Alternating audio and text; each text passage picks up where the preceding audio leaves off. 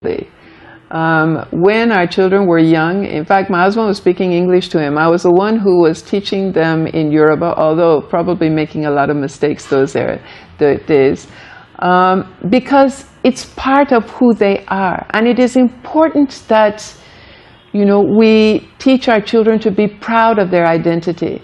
Because if they go to the US or to the UK to live and so on, they must not forget their roots. They must not forget who they are.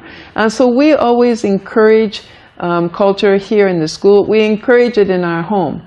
That even if I go to the US now, my husband and I go to the US and we see our son at the airport, he will greet us properly as a Yoruba man, not as just holding out his hand. And this is something that, you know, when children don't know their language, they don't know their culture, you are depriving them of something very, very important, which should belong to them.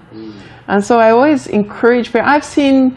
I've seen children that come from a home where the mother is Yoruba, the father is Yoruba, and the child cannot even say "ekaro," does not even know how to kneel down or prostrate. And it's to me it is sad because you know, they just see that as, oh, that is African culture. But when you now have children who know who they are, and then, you know, it's always amusing to me that when my children and their friends get together, they want to speak in Yoruba, and I'm pleased. I'm very happy. Inumidu. Tori, Omo, Nigeria, Loa.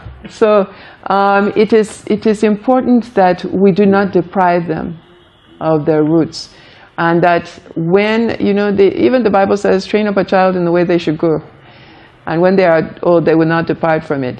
Even in terms of culture, not only in godliness, which of course is very, very important, but also in culture, that train them in the way that one has been brought up.